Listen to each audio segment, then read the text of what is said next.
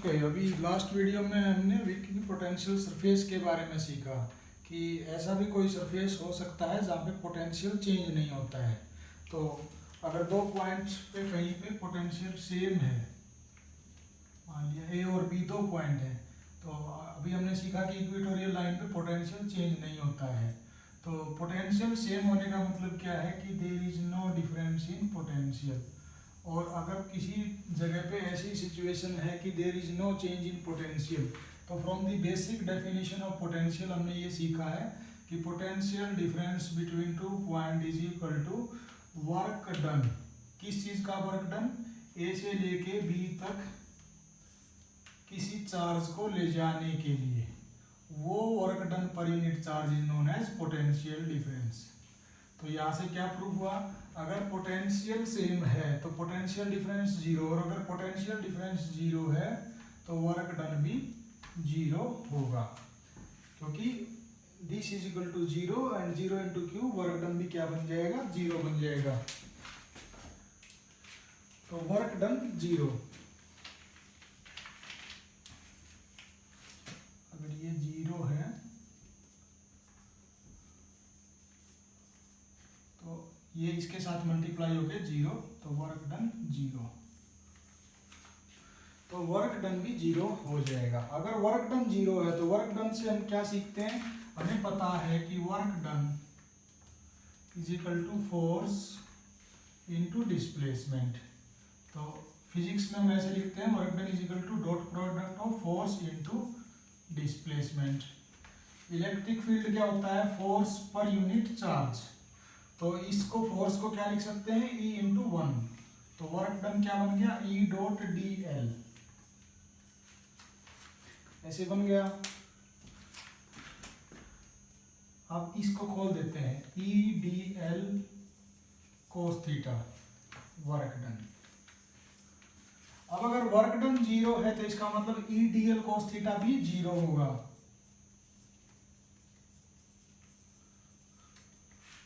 तो equi potential surface पे जहाँ पे पोटेंशियल सेम है वहाँ पे वर्क डन जीरो है, और उसकी वजह से E D L cos theta भी जीरो होगा।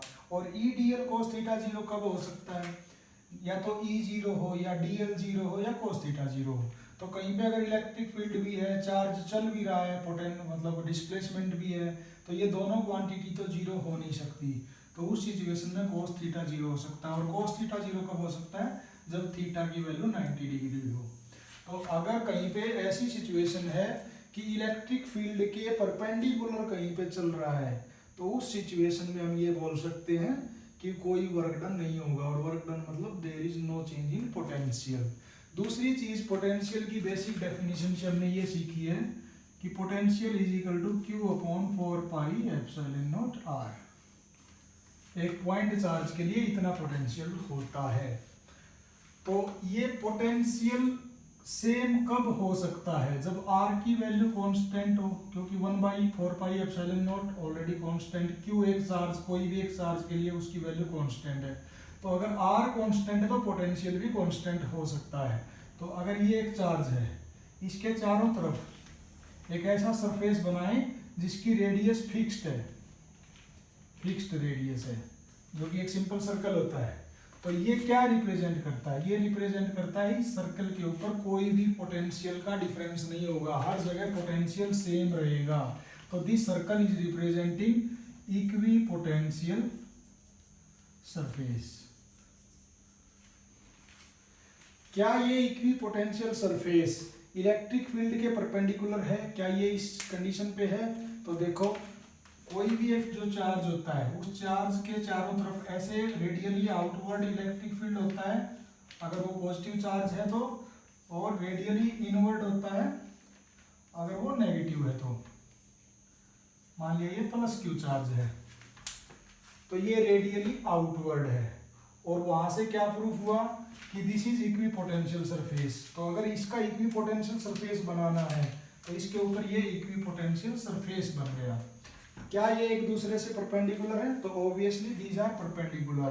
क्यों? क्योंकि किसी भी सर्कल पे उसकी जो रेडियल लाइन होती है that is always normal to the surface. Normal हमेशा 90 डिग्री बनाता है। तो ये कंडीशन भी प्रूफ हो गई कि theta is equal to 90 degree. तो इस पूरे चैप्टर में ये क्या समराइज कर सकते हैं हम लोग कि सबसे पहले इक्विपोटेंशियल सरफेस क्या होता है। अगर एक सरफेस पे पोटेंशियल चेंज नहीं हो रहा है, दो पॉइंट के बीच का पोटेंशियल डिफरेंस जीरो है उस सरफेस पे, तो उस सरफेस को हम इक्विपोटेंशियल सरफेस बोलते हैं। और अगर इक्विपोटेंशियल सरफेस है मतलब सेम पोटेंशियल है, तो दूसरी बात हम ये प्रूव कर सकते हैं कि वर्क डन की वैल्यू भी जीरो होती है। वर्क डन की वैल्यू अगर जीरो है तो फिर हम वहां से प्रूव कर सकते हैं कि electric field is perpendicular to the displacement. मतलब अगर डिस्प्लेसमेंट इलेक्ट्रिक फील्ड के परपेंडिकुलर है, मतलब चार्ज जो चल रहा है इलेक्ट्रिक फील्ड के अगर परपेंडिकुलर चल रहा है तो कोई काम नहीं करना पड़ेगा। ये हमने एक सिचुएशन करके भी देख ली। ऐसे ही दूसरा आपसे पूछ सकता है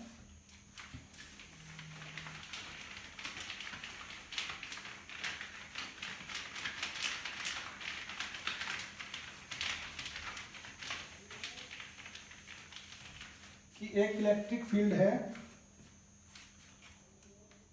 along the x axis और इस पे आप इक्विपोटेंशियल सरफेस बनाइए। कैसे बनेगा?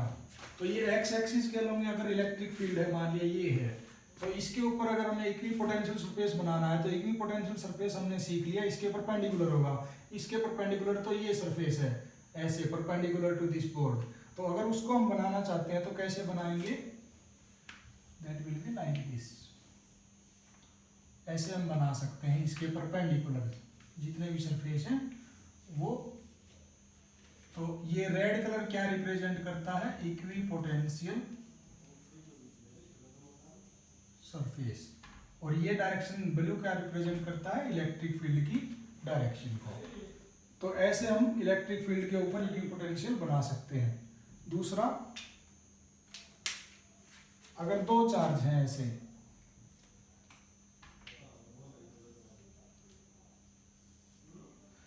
और डायरेक्ट ऐसे दो चार्ज देके आपसे कोई क्वेश्चन पूछता है कि इक्विपोटेंशियल सरफेस बनाइए, तो सबसे पहले तो हम इलेक्ट्रिक फील्ड बनाएंगे।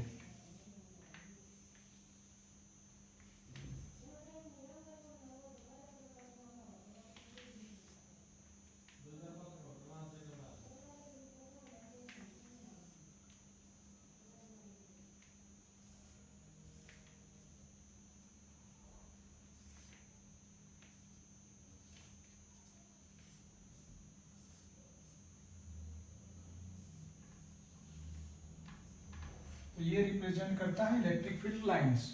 और इन इलेक्ट्रिक फील्ड लाइंस पे ऐसा सरफेस हम ड्रा करेंगे जो कि इक्विपोटेंशियल होगा। इक्विपोटेंशियल की क्या कंडीशन है? जो इनके परपेंडिकुलर होगा। तो these all are radially outward lines. तो इनके ऊपर अगर इक्विपोटेंशियल सरफेस बनाना है तो ऐसे बनाएंगे।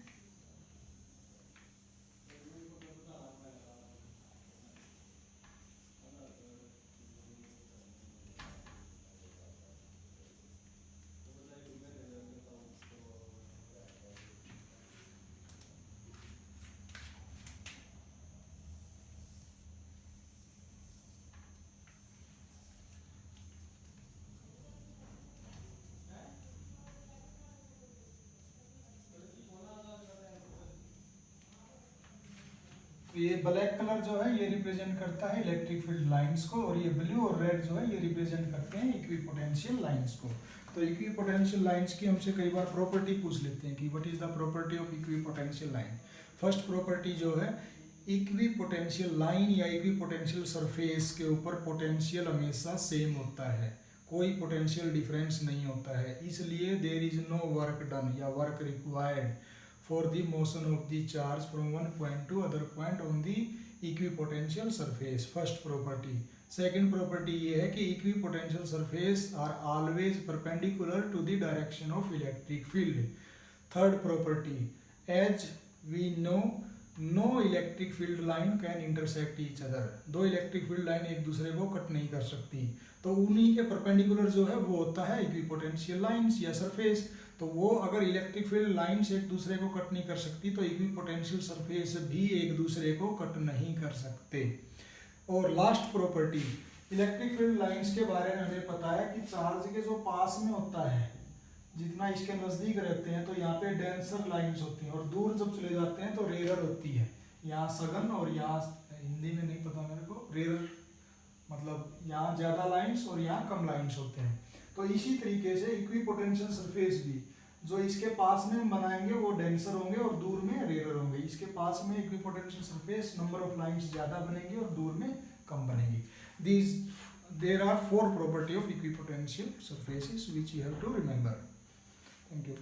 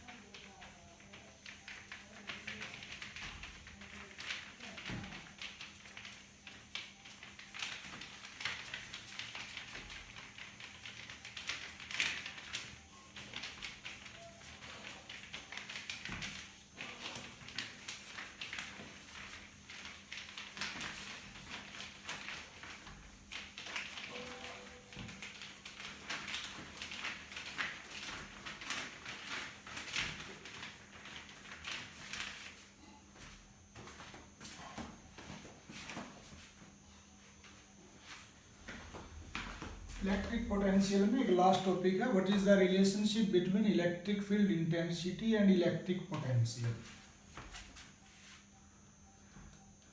Relation between electric field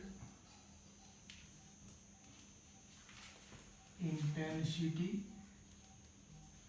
and electric potential.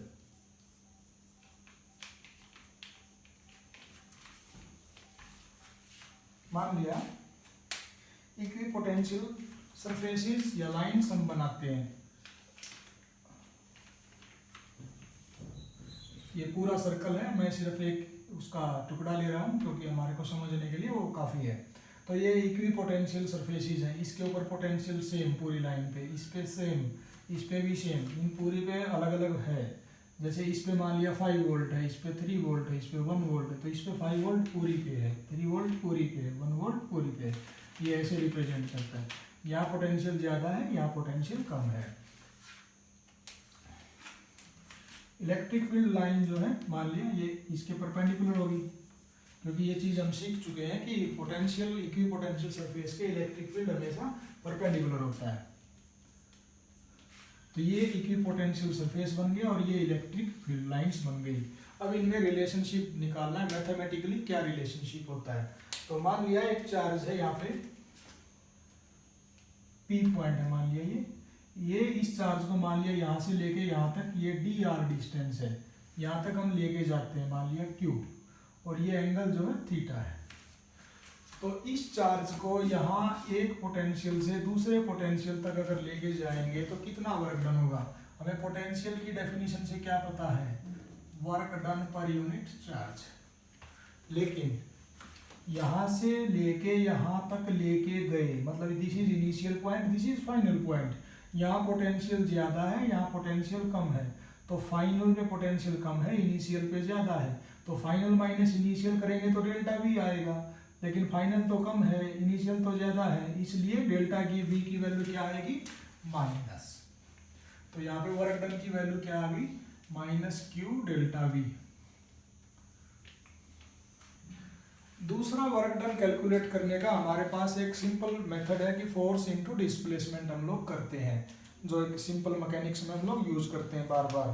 तो उस सिचुएशन में वर्क डन कैसे निकाल सकते हैं, फोर्स डिस्प्लेसमेंट दोनों का डॉट प्रोडक्ट। अब इसको क्या लिख सकते हैं, F D r cos theta, ये थीटा की वैल्यू तो ये भी वर्क डन है। इस F को क्या लिख सकते हैं, Q इंटू ई, क्योंकि इलेक्ट्रिक फील्ड क्या होता है, फोर्स पर यूनिट चार्ज, तो Q इंटू ई डी आर कोस थीटा। ये भी वर्क डन है, ये भी वर्क डन है, ये भी वर्क डन है। ये रिप्रेजेंट करता है पोटेंशियल की फॉर्म में, ये रिप्रेजेंट करता है इन दी जनरल फॉर्म जो हम काइनेमेटिक्स में जनरली सीखते हैं। तो दोनों ही वर्क डन को रिप्रेजेंट करते हैं, तो हम दोनों को इक्वेट कर सकते हैं, इक्वल रख सकते हैं एक दूसरे के। तो हम इसको लिख सकते हैं from 1 and 2 minus q delta V is equal to q E d r cos theta. ये क्यू से क्यू कैंसल, ये क्या बचा माइनस का डेल्टा वी को डीवी भी लिख सकते हैं, is equal to E d r cos theta. अब जो इस चार्ज को हम यहाँ से लेके ऐसे लेके गए हैं, मान लिया ये एक जर्नल, ऐसे ही जर्नल डायरेक्शन है, एस डायरेक्शन। तो अगर इस E को हम E कोस थीटा लिखेंगे तो ये क्या होगा, ये इसका वो कंपोनेंट होगा जो S डायरेक्शन में है, क्योंकि जैसे कोई वेक्टर ऐसा है, ये E है, ये थीटा है, तो E कोस थीटा क्या रिप्रेजेंट करता है, अगर ये X डायरेक्शन है, वो रिप्रेजेंट करता है component of electric field in the direction of X, EX। अगर ये S है तो क्या रिप्रेजेंट करता है, ES। तो E कोस थीटा को क्या लिख सकते हैं, ES, और dr एज इट इज, और इधर माइनस का dv भी एज इट इज। यहां से ES की वैल्यू क्या आ जाएगी, माइनस का dv बाई dr। S एक जनरल डायरेक्शन ली थी, अगर X डायरेक्शन लेंगे तो क्या लिखेंगे, EX माइनस का del v by del x। अगर Y डायरेक्शन होती तो क्या लिखेंगे, EY is equal to minus का del v by del y। अगर Z डायरेक्शन होती तो लिखेंगे EZ, और उसको लिखेंगे del v by del z। तो ये रिप्रेजेंट क्या करता है कि electric field is equal to negative of change in potential upon change in displacement. तो ये change in potential with respect to displacement, इसको हम बोलते हैं मैथमेटिक्स में ग्रेडियंट। किसी चीज का differentiation with respect to other quantity, वो होता है ग्रेडियंट। तो ये किसका ग्रेडियंट है, तो पोटेंशियल चेंज हो रहा है, किसके रिस्पेक्ट में चेंज हो रहा है, पोजीशन मतलब डिस्प्लेसमेंट के रिस्पेक्ट में। तो हम इसको बोलते हैं पोटेंशियल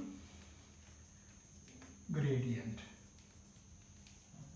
और नेगेटिव आगे लगा हुआ है। तो इलेक्ट्रिक फील्ड जिस भी डायरेक्शन में निकालना है, उसी डायरेक्शन में पोटेंशियल ग्रेडियंट निकाल लो और उसका नेगेटिव कर दो, तो आपको इलेक्ट्रिक फील्ड मिल जाएगा। तो जिस भी डायरेक्शन में निकालना है वहाँ का पोटेंशियल ग्रेडियंट और उसका अपोजिट जो है इलेक्ट्रिक फील्ड को रिप्रेजेंट करता है। तो this is the relationship between electric field intensity and potential gradient या इलेक्ट्रिक पोटेंशियल। Thank you. यहाँ पे हमारा इलेक्ट्रिक पोटेंशियल जो है ये टॉपिक खत्म हो जाता है, और कल हम शुरू करेंगे इलेक्ट्रिक फ्लक्स के बारे में। Thank you.